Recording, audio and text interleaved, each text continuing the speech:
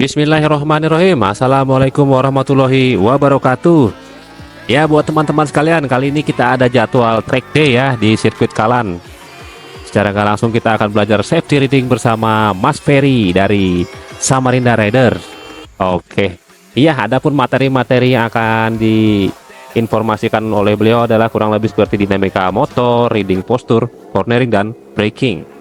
Jadi untuk teman-teman, saya semoga bermanfaat lah ilmu ini ya. Kita bagi-bagi aja, bukan untuk mengajari atau menggurui, tapi hanya berbagi informasi untuk teman-teman agar di jalan agar di jalan itu selalu safety riding lah ya, punya ilmu bekal dan ya selamat lah paling nggak sampai tujuan yang dituju.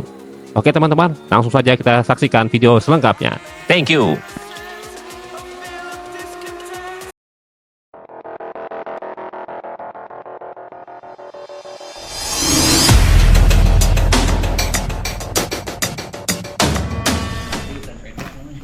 Dari kepala.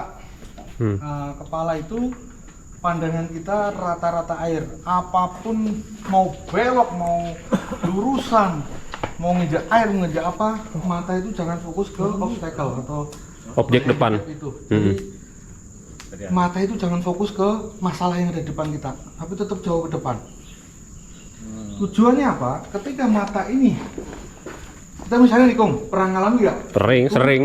Ada pasir. Iya, lurus. Iya, itu ya betul. Bilang gitu, motor kita ke pasir itu. Bener nggak? Kayak datangi Yes. Karena mata itu, kekuatan berkendara itu ada di mata. Contoh, nikung larut rame-rame. Sebenarnya nggak perlu rame-rame, karena lihat temennya larut. Bodong-bodong ke situ. Aduh. Dan mata itu penyumbang paling kuat dalam berkendara. Contoh. Terbesar. Siapa yang merasa badannya paling kuat? Mbak, Nggak ada. ya, sakit ini. Apa tuh? Posisi naik motor. Lihat cara hadap sana. Posisi naik motor, ini nanti akan tak dorong. Ya. Ya. Tahan sekuatnya. Ya. Ya. Sekarang lihat Jaga, pohon Om. yang paling jauh itu. Ya. Yang di seberang itu hijau itu. Tahan sekuatnya. Tahan sekuatnya, mau tak dorong. Jangan berak, Pan. Tahan. Ya. Tahan sekuatnya, tak dorong. Habis itu fokus matanya pindah ke tulisan RR itu. Fokus mata, bukan pandangan, fokus mata. Lembek. Lembek jadinya. Kayak orang nge-gym, ketika dia nge-gym dia nggak bakal lirik burik, lirik tetek atau kemana, nggak bakal kuat. Pasti dia fokus banget ngangkatnya. Begitu mata itu fokusnya pecah, ini lembek. Sama naik motor. Sama ketika menghadapi tikungan ada pasir, sudah matanya salah. Dilihat terus ke situ motor. Iya betul. Tapi pernah nggak ngalamin nginjek pasir kepleset, nggak lihat pasir terus balik lagi? Iya, pernah. Itu Pertama tadi gitu. mata ke pasir, fokusnya ke pasir, itu lembek semuanya. Jadi otot-otot riding kita itu melemah. Tapi ketika kita nggak ngelihat itu, fokus tetap ke ujung jalan atau ke ujung tikungan, itu lebih kuat. Ya contohnya itu, nginjak pasir secara nggak sengaja atau shot balik lagi.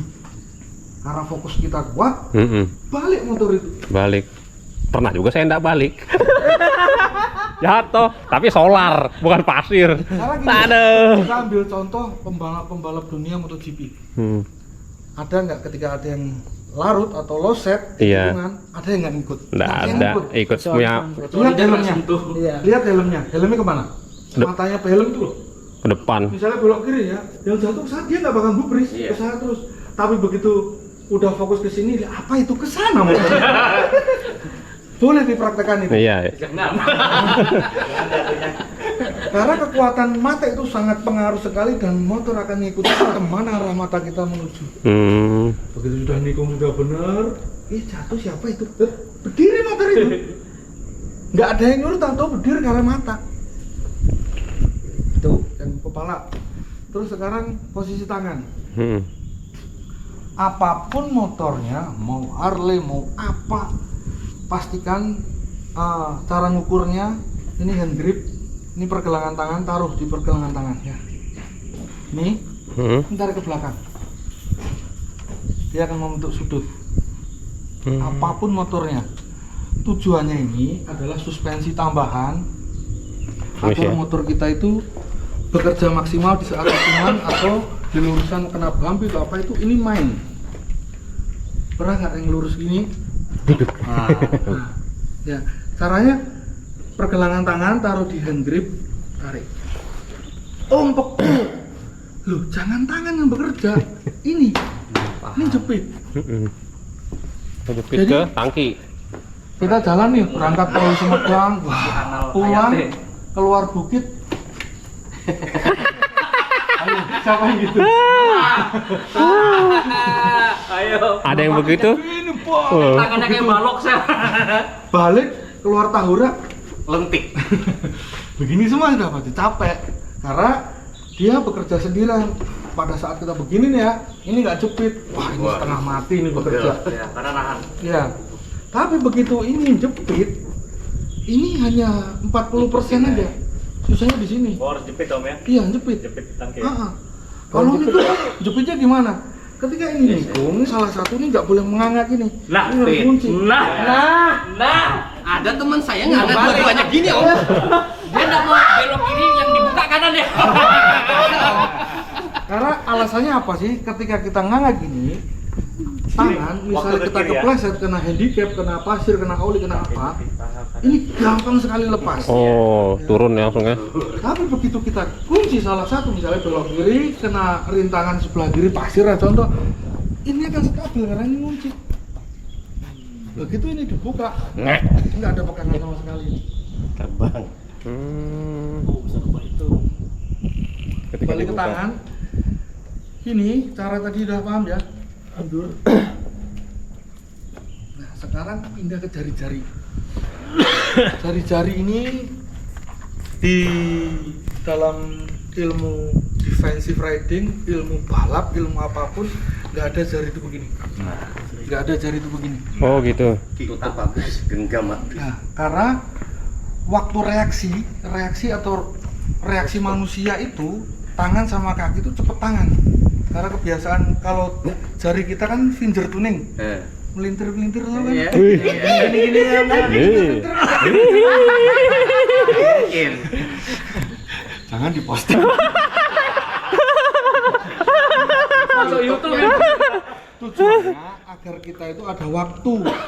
Ketika kita begini, tidak semua masalah di dalam jalan raya itu diselesaikan dengan rem. Kalau kita standby di sini udah kebiasaan reaksi ke rem duluan. Nggak tahu temennya itu nempel di belakang. Ini ngerem apalagi kayak remnya Mas Nanang tuh super sensitif. Kaget saya tadi ngerem.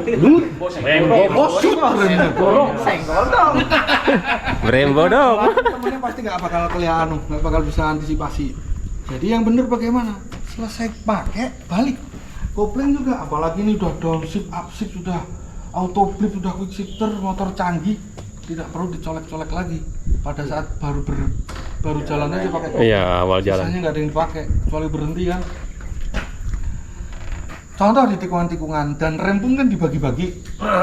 Tidak semua kecepatan itu menggunakan rem depan. Contoh, ketika kita di kemacetan nih, enak nggak pakai rem depan? Nggak enak, jedut. Nah, kecepatan 1 sampai 20 km per jam itu hanya Rem belakang. rem belakang. Contoh kita masuk gang-gang, enak mana rem belakang sama depan? Metik aja kita metik kecil hari-hari itu.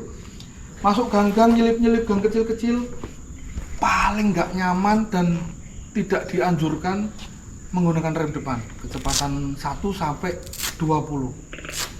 Nah, 20 sampai 80 itu menggunakan rem kombinasi. Tekanannya berapa? Saya nggak tahu, tergantung kebutuhan. Feeling aja. Iya, misalnya jalannya seperti apa. Ketika saya bilang 80 depan, saya nyuruh bunuh diri. Tapi tergantung kebutuhan di Masing-masing. jalan atau di trek. Nah, baru kecepatan 80 ke atas, full depan. Mau basah, ya, mau kering, 80 ke atas. Misalnya kita lari 200, mengurangi kecepatan dari 200 sampai ke 80 itu full depan. Begitu nanti sudah nggak enak rem depan ini, nggak usah lihat spidol, karena mata kita dituntut fokus ke bahaya. Misalnya kan kita ngebut, tiba-tiba ada sesuatu, ini pastikan ini. Baru ini mulai nggak enak, pindah ke belakang sambil dikombinasi. Baru mulai pelan udah lepas, ini udah belakang aja. Nanti naik motor kan kelihatan nggak duduk smooth gitu. Karena paham mainin ini. Terus jari-jari setelah dari handle udah selesai, ibu jari ini ngunci. Ya. Menggenggam ya. Ini nggak perlu nombor di tombol sen, karena ini nggak akan pindah, nggak usah dipegangin. Ya. Kecuali ada turbonya. Tombol ini nggak akan pindah, klakson nggak akan pindah, jadi jangan standby aja di sini. Selesai pakai, selesai matikan balik. Karena apa? Nanti kan suatu saat ZX 10 semua, amin. Amin. Perpindahan torsi ketika kita salah genggaman, itu tangan kiri pasti lepas. Oh, lompat gitu ya? Iya. Karena apa? Ini dia nggak ada otot yang sempurna seperti narik gas. Kalau narik gas otomatis kita Nekan. kuat. Tapi di kopling itu biasanya lengah.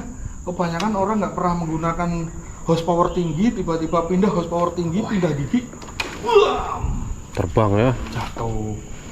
Oh. Jadi Posisi ini genggam full. Ya, nggak perlu megangin ini, nggak akan pindah ke sini, nggak usah dipegangin. Ya. Selesai di sini, sebelum lanjut ke bawah, saya nggak ngajari, kita sharing. Ya. Ada pertanyaan, aku lebih suka begini, lo begini gitu. Tadi kan kata Om kan Iya. menggunakan rem depan. Ya. Dalam artian foto ya nggak kuat, ya enggak. Gulung kasur. Gitu. Ya. Sesuaikan. Senggol dong, orangnya udah lipat-lipat senggol. Aku ya, karena kecepatan tinggi itu kadang-kadang saya masih menggunakan rem belakang. Bahaya sekali. Itu bahaya memang betul. Kenapa sekarang motor dengan horsepower tinggi rem belakang nggak ada yang pakem? Iya. Pasti 1-2 piston aja kan maksimal deh. Agar tidak ngunci. Ketika sudah ngunci roda belakang akan berusaha nyalip roda depan. Dia akan berusaha balik arah. Berarti bagus standar. Cocok kejadian saya ini. Kalipernya. Saya itu awal diganti Mas Irfan rem belakang enggak tapi pakem, tapi saya lebih enak ini kan kalau bujuk. Kalau ABS begitu. Hampir komplain saya. Contoh kita nikung. Kenapa motor-motor yang horsepower tinggi reming belakang itu sangat tidak pakem, sangat gak enak. Iya. Itu memang didesain seperti itu. Imbang. Jangan dirubah. Ketika sudah dirubah, ketika kita ngebut, suasana akan berbeda jauh dengan kondisi standarnya. Kita senggol aja dengan rem yang sangat bagus, dia senggol. Sudah dia ngunci, dia akan berusaha nyalip. Meper. Nah, sekarang kenapa ban depan sama ban belakang lebih cepat habis ban belakang? Kenapa? Putaran gear di belakang. Yang lain? Putaran mesin. Karena sampai dia depan. Nah, orang zaman dulu. Tapi ngejar ban depan kan. Katanya Om Ya, gitu. ya intermezzo karena dia berusaha ngejar ban depan nggak kesampaian nanti kebotak dulu. Iya. Jangan lihat kepala udah. Oh iya.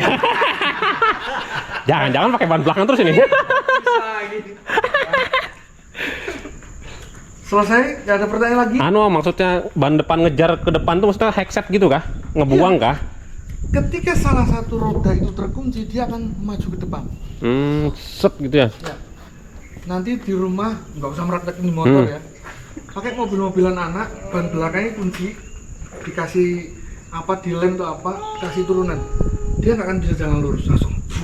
Oh, ngepot lah ya. Itu kecepatan rendah, apalagi ini. Kecepatan tinggi. Tapi untuk ABS Om?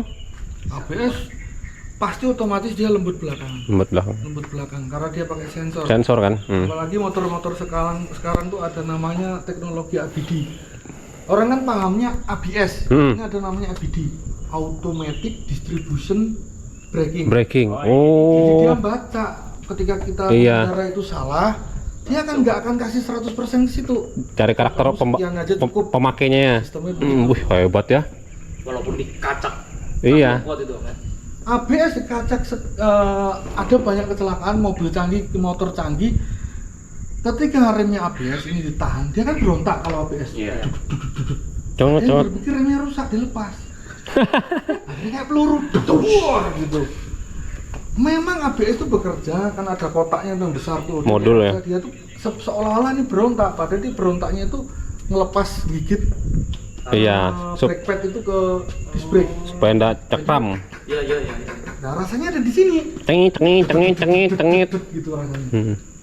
Ada dulu orang nggak tahu ABS, direm, tuh rusak dilepas.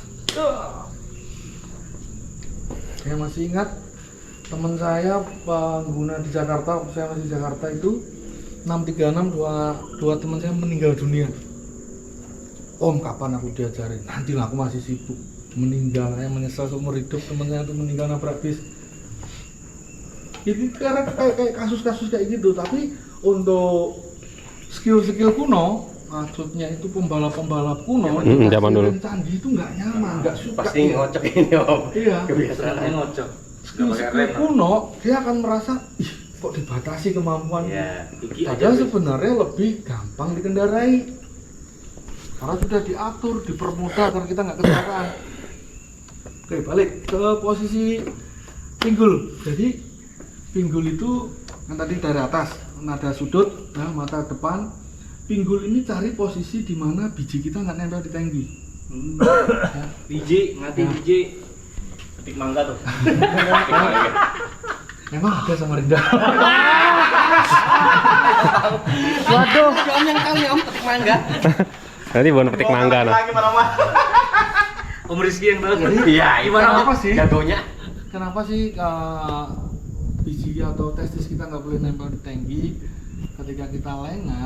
suatu saat kan akan kena namanya lubang atau apa, itu akan langsung menerima.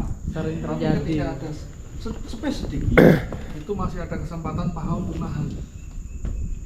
Kalau belum terbiasa jepit lo ya, kalau sudah terbiasa jepit ini aman ini. Om, tadi posisi tangan tuh kalau rem tuh berarti standby terus kah atau Enggak. genggam? Selesai pakai, Balik. balik. Jangan dibelikan rumah, salah. Maksudnya selesai pakai ya sudah tinggal bayar selesai gitu. Berarti untuk penggenggaman tangan, Ada nggak ada yang nyambung ini. Tinggal. enggak beli sate, jangan beli kambing gitu loh. Habis selesai sudah bayaran. Jadi posisi tangan tuh pengereman bagusnya gini atau begini? Ada salah satu pembalap dan senior di dunia motor dan siapa namanya Dylan Dilato itu dia mengarahkan posisinya begini Biar genggam. ini bisa ngunci ya kan, ini masih genggam, dia pakai 3 jari atau 2 jari ya. Ini kalau kondisi kita di track atau di lintasan balap, oke, karena semua terencana. Iya. Akan tahu tikungan di sebelah situ, ngerem Pasti. di situ tahu. Tapi ketika di jalan raya, kita kembali ke finger tuning, jari yang bisa menggelitik, jari yang bisa merasakan. Oh Nggak iya. mungkin kan? Kalian lawan itu ini pakai ini kan nggak mungkin. Iya. Paham nggak? Ini Jauh. Iya. Jauh om. Kecuali ke Sleo. Nah, sudah kalau Yang dipakai ini, ya kan? Heeh. Karena ini bisa lebih merasakan. Oh. 1 boleh, 2 boleh. Tapi kalau misalnya sudah kayak RCS 19 ini kan kalau 2 terlalu kuat kan? Terlalu ya signifikan. 1 udah cukup. Apalagi kapal piston ya. Iya. Kalau RCS 19 dikasih 2 atau 4 piston setengah mati ngijeknya, nariknya. Kalau ini untuk 8 piston harus minimal 17 ke atas. Pompanya ini Pompanya. yang maksudnya 19, 17, 15, 14 itu diameter pompa. Pistonnya itu ya. Ya, Buat oli mompak sana. ini 19 ini mampu sampai 12 piston. Wih. Berarti paling mentok sudah ini. Ya, 19 itu paling gede. Dia mampu sampai 12 piston, kiri 6, kanan 6. Ada lagi? Tinggal tikungan aja om kaki tadi. Apakah harus buka kaki terus? Nah, ini kita habis tadi selesai jepit ini. Nah, ketika menghadapi tikungan yang pertama kali apa? Pandangan. Patah. Ya, pandangan dulu. Tapi kalau di jalan raya pastikan di belakang itu paham dengan karakter kita, teman kita itu. Jadi kalau mempunyai teman riding group, satu sama lain harus tahu karakternya, jangan sampai ngikut Robos. karakternya suka ngerem dadak, kita nggak tahu Iya, nyangkut. ya, itu akan masalah. Tapi kalau di situ kan nggak mungkin, karena udah pasti itu tikungannya situ-situ aja. Tapi kalau di jalan raya, biarpun kita 10 tahun lewat Bukit Soeharto pasti lupa. Nah ini kembali ke sini, ke area bawah, pinggang ke bawah. Ketika menghadapi tikungan, pertama kali yang dilakukan adalah pengereman ya. Untuk teknik dasar, sebelum masuk tikungan itu ngerem dulu, masuk tikungan lepas. Dapat separuh, buka gas. Pernah nggak ngalami ketika kita larut, direm atau dilepas gas, motor itu malah berdiri, malah mau larut. lurus ya. Tapi kalau digas dia malah ngajak nikung. Iya. Bener nggak? Nah itu, jadi ketika kita sudah ngerem dulu sebelum motor miring itu ngerem dulu, masuk tikungan, posisi sudah pas, buka gasnya. Itu akan lebih masuk dia. Tapi kalau nggak dibuka-buka dia akan ngajak berdiri. Itu motor. Terus sama pandangan, misalnya ini belok kanan. Kursi mana kursi? Ada beberapa kita teman itu faktor kebiasaannya. Begini, di ujung. Kalau Niko Itu kebiasaan. Tapi yang enak gimana? Kita masih bisa mengendalikan rem belakang. Karena di dalam tikungan itu kontrol speed itu lebih enak menggunakan rem belakang. Kenapa motor-motor horsepower tinggi remnya nggak pakem? Untuk itu dibikin pakem, kita nikung menggunakan teknik kontrol kecepatan dengan rem belakang, kacau. High side. Tapi kayak tadi saya di dalam menggunakan motor 2 hijau itu, nggak coba selama tekanan kita itu nggak lebih dari 40% ABS nggak akan berfungsi, kecuali 50% kita injek tuh dia akan bergerak. Jadi tidak akan mempengaruhi Pembalap tradisional datang. akan mempengaruhi posisi miring kita. Sama belok kiri. Karena ada namanya waktu reaksi manusia. Waktu reaksi manusia ini kan ketika otak mendapat sesuatu memerintahkan ke jari, baru jari ke handle, itu namanya reaksi manusia. Ketika kita jauh-jauh dengan alat-alat ini, Bisa meleset. ya ada acil-acil di tikungan tahu-tahu nongol, pasti segini di ujung kan? Biar terus panik kalau kena acil-acil. Iya gitu. Jadi yang enak gimana? Yang aman bagaimana? Tetap standby. Standby. Cuma telapak kaki ini bisa kita geser keluar agar tidak ada tekanan di handle kopling, Sama di tuas rem. rem atau di tuas perneling. Apalagi Berarti quick shift, buka gini aja. iya buka sedikit aja. Jadi reaksi kita itu pendek. Kalau reaksi begini kan jauh nih, ya kan? Tapi kalau begini, ini lebih cepat. Lebih cepat kembali.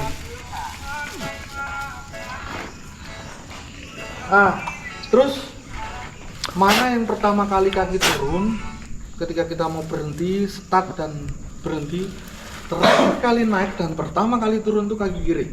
Naik kiri.